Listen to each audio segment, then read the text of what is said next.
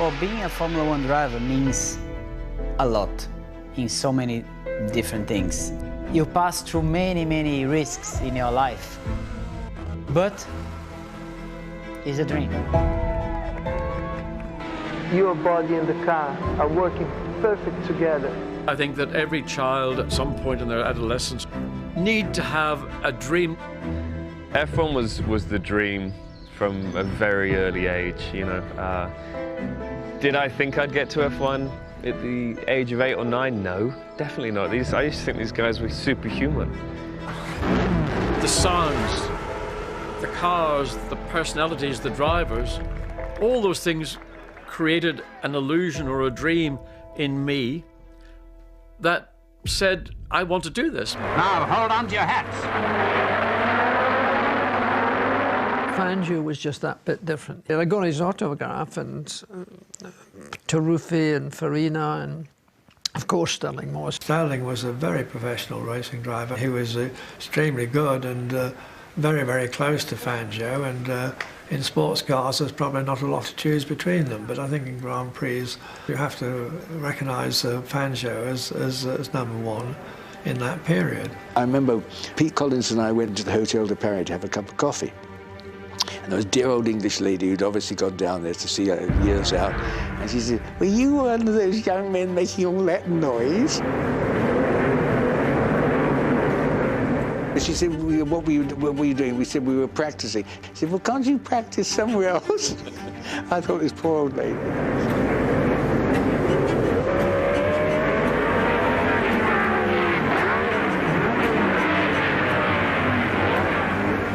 And it's Fangio who leads Moss from the hairpin, Collins third. At the station on the first lap, it's Moss, Fangio, Collins, Shell, Brooks, Menditigi, Hawthorne, Trips. I mean, in our time, your first competitor was in fact the circuit. If you spun the car, you are immediately in the lap of the gods. Ferrari hopes are dashed, but mercifully, the three Englishmen are unhurt. Look closely at the faces of these young men. Motor racing is dangerous.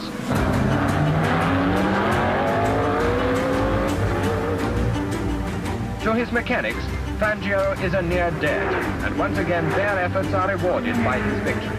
And what a drive it was that brought Tony Brooks Vanwall second to the flag.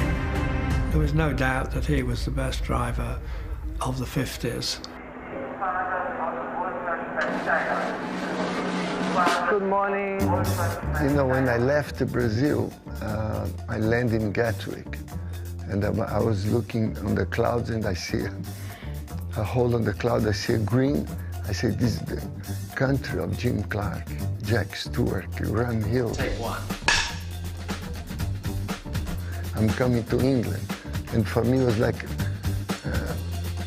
a realization of a big dream since I was 5, 6 years old. I drove my car up from Salzburg to London to start to live there, and Max Mosley, funny enough, had an apartment near Victoria Station. I rented it for him, and then I was lost. Then I went to the Pit Stop Bar, I think was the name, in King's Road, and there I met James. He was drinking, and he said, Nicky, you're coming to England now? You want to be a real racing driver? Let's have a drink. There it all started. Are we now on the air? Crikey. What do you want to know? Comments on the course? Yeah. Well, it's a typical road course. You know, some of the guys are complaining it's a bit bumpy, but I think, you know, road racing is what we're in for. So if you drove your street car around here, you wouldn't complain if it's too bumpy. So I reckon, you know, that's all right. You know, it's better than Monte Carlo. Otherwise, it's just bloody hard work. Ron's vision meant that he could see somebody like Lewis as a teenager going so well in karting, and who knows where Lewis's career would have gone. I met Ron in 1995. My dad was like, that's the guy that built the cars that Ayrton used to race. So I was like, okay, this is the guy I need to go and speak to. There was a sort of brightness and determination on his face. This youngster seems to have something. It's interesting today, I see people who now support me, who back then, when we tried to sell them the dream, being the first black Formula 1 driver or black family in the sport, and they didn't support us back then, or they thought it was impossible, or they laughed.